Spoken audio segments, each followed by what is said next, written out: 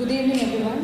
Since I've given only a few minutes to speak, I would like to conclude in a with a very few points. First, I would like to start by let's start with the remembrance of Muttamiladingar Dr. Kalaignar M. Karunanidhi on his 7th death anniversary for his contributions to the Tamil identity, social justice and politics, which continue to shape our present. For a visionary he is, whose words and leadership left us an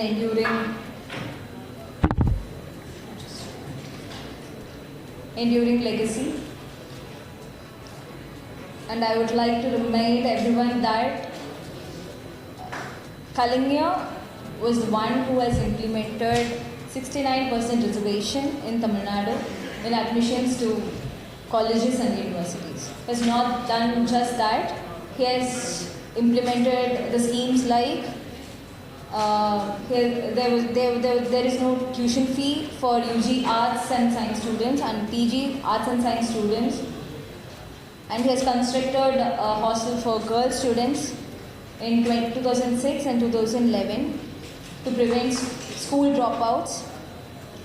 And he has implemented free bus passes to school and college students.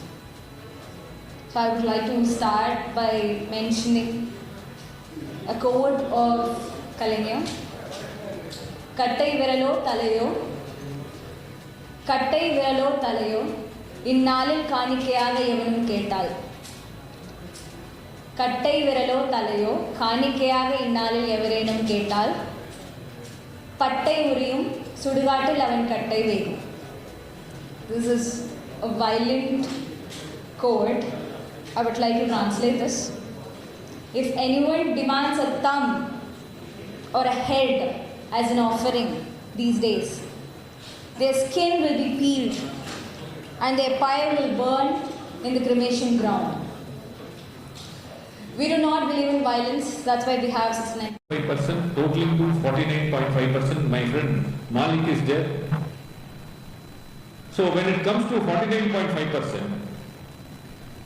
10% if you add up, it comes to 59.5%. Now that 50% is breached. So when you are breaching 50% to give EWS reservation, and when we challenge in courts and we went to the Supreme Court challenging EWS reservation, what do you say now? You say your reservation is entirely different from EWS.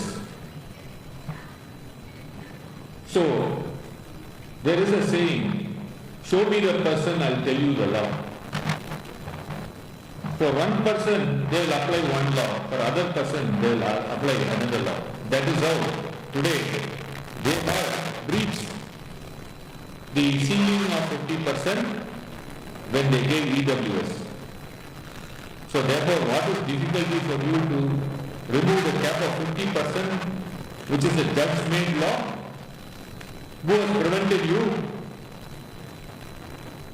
We are all fighting on the streets. We are fighting in the parliament, cutting across all party lines. Even my brother, Nastandra, he used to speak for the OBCs. When it comes to OBC, we are lending our support. So therefore, our first demand should be that this 50% ceiling should be thrown out. The local body elections, reservations were given in 1991. Backward class was given reservations in 1991 by the constitutional amendment. But what happened? Are we in a position to give this reservation to the backward class in local body elections? I fought a case in Supreme Court when it came to Maharashtra. Maharashtra government wanted to give a reservation to OBCs. That was stayed by the High Court. And when we came to Supreme Court says, where is empirical data? Can you ask this empirical data to EWS? No. Why? They say it's a constitutional amendment. So why this discrimination between EWS and on one side and OBC, SC and ST on the other side? Till today, there are many states we are not able to implement this reservation, OBC reservation in local body elections. Another alarming issue is the roster scam. Mr. Suraj Mandal knows how the roster scam is happening. First 10 high top posts, they will see to that you don't have any reservation at all. Even if you apply this reservation, what they will do is they will make it as a general category.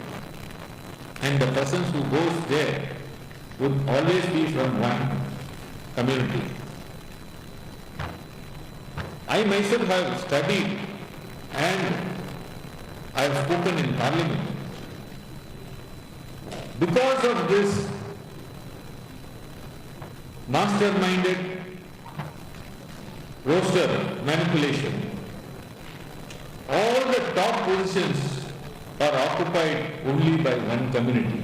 The backward class, OBC, none of the OBC persons occupies the top position of the secretary.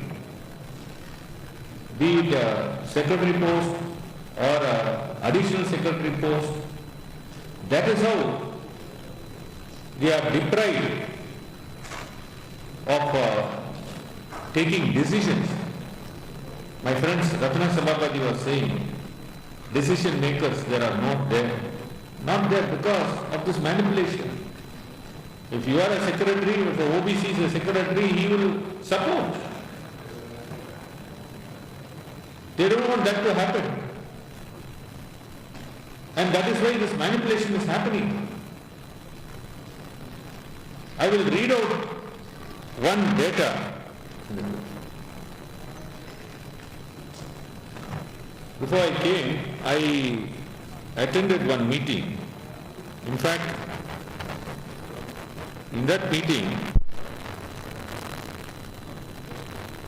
I spoke about this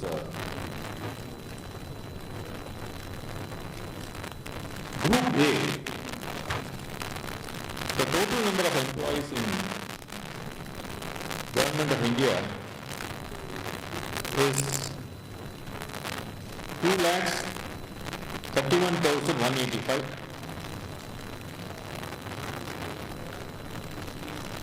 And if you see the